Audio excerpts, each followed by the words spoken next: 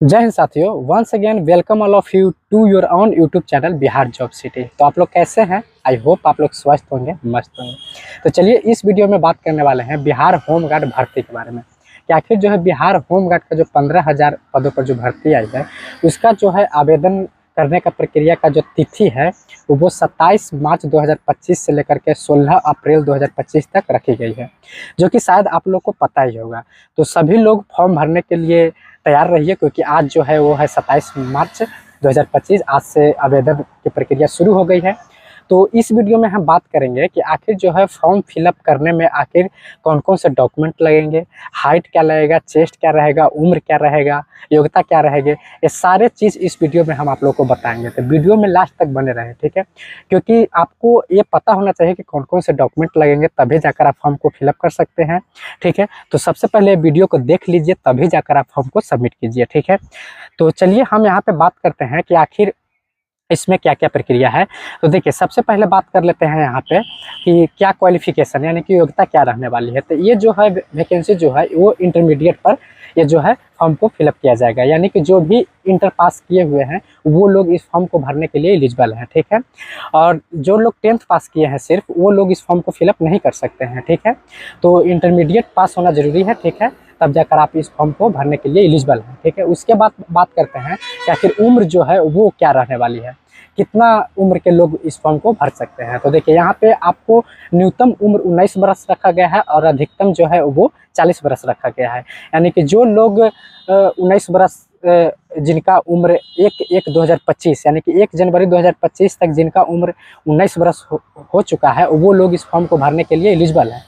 ठीक है, उसी तरह से अधिकतम उम्र 40 वर्ष जो रखा गया है उनका 1/1/2025 तक के जो जिनका उम्र अधिकतम 40 वर्ष हो चुका है वो लोग इस फॉर्म को भरने के लिए एलिजिबल हैं। ठीक है, तो आप लोग को डाउट क्लियर हो गया होगा उम्र को लेकर के।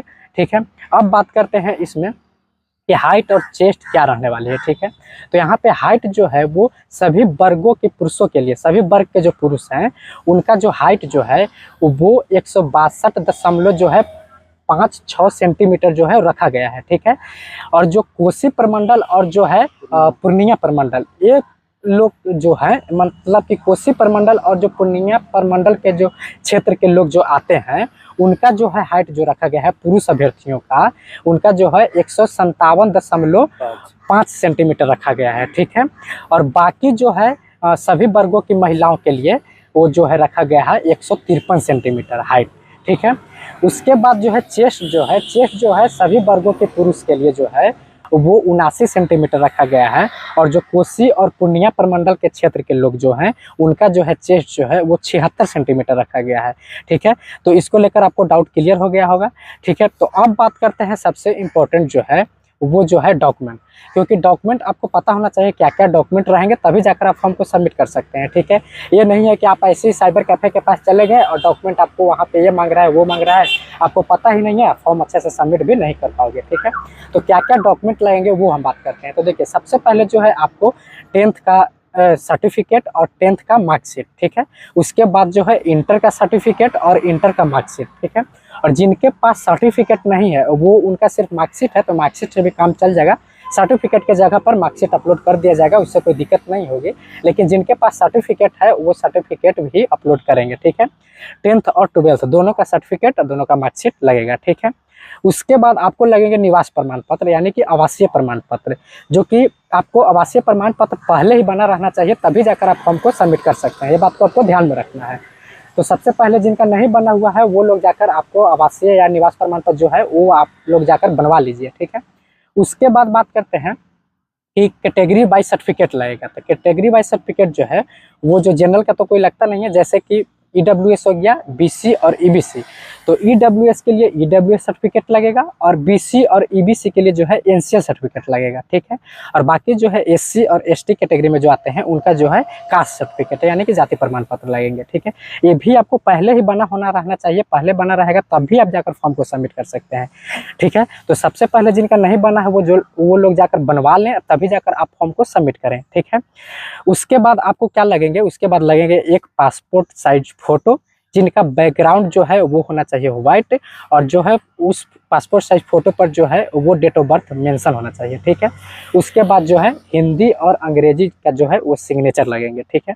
बस इतना ही डॉक्यूमेंट आपको लगेंगे, इतना डॉक्यूमेंट आप लोग लेकर जाइए साइबर कैफ़े के पास, आप फॉर्म को सबमिट कराइए। यानी कि 10th का मार्कशीट, 12th का मार्कशीट, 10th का सर्टिफिकेट, 12th का सर्टिफिकेट, निवास प्रमाण पत्र और जो है कैटेगरीज बाई सर्टिफिकेट और पासपोर्ट साइज फ़ोटो और हिंदी अंग्रेजी सिग्नेचर, इतना डॉक्यूमेंट आपको लेकर जाइए और साइबर कैफ़े के पास जाकर अच्छी तरह से आप फॉर्म को सबमिट करवाइए, ठीक है। इतना ही डॉक्यूमेंट आपको लगेंगे। अब बात करते हैं यहाँ पे कि शारीरिक दस्ता परीक्षा, शारीरिक दस्ता परीक्षा के बारे में क्या प्रक्रिया है वो हम वीडियो बना दिए हैं। वीडियो का डिस्क्रिप्शन में उसका लिंक मिल जाएगा कि जो फिजिकल है उसमें कितना नंबर का फिजिकल होगा, कौन कौन से कैसे प्रक्रिया है, सारा डाउट इसमें अच्छे तरह से क्लियर किए हैं। उसका वीडियो जाकर देखिए, आपको समझ में आ जाएगा कि फिजिकल की प्रक्रिया क्या है, शायद आप लोग देखें भी होंगे, ठीक है। तो इतना डॉक्यूमेंट लेकर जाइए और जो है फॉर्म को सबमिट कराइए अच्छे तरह से। और फॉर्म सबमिट करने से पहले एक बात को आप ध्यान में रखना है, जो कि मैं क्लियर कर देता हूँ। आपको ध्यान में रखना है कि देखिए कोई मिस्टेक ना हो, कोई मिसमैच ना हो, ताकि आगे जाकर कोई परेशानी ना हो। तो मैं बता देता हूँ क्या क्या आपको ध्यान रखने वाली बात है।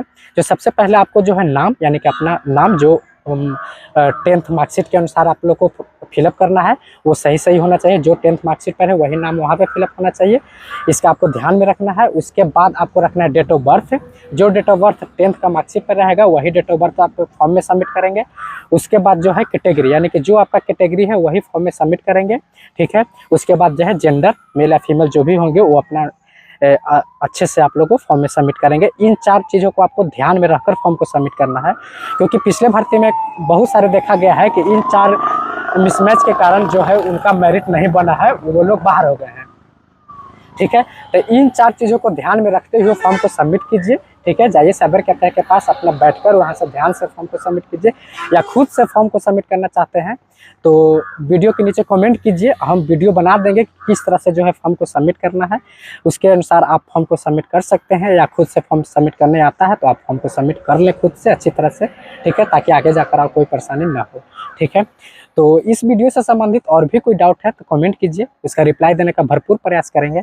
तो अभी के लिए इतना ही, मिलते हैं फिर किसी नेक्स्ट वीडियो में। तब तक के लिए जय हिंद, जय भारत, जय बिहार।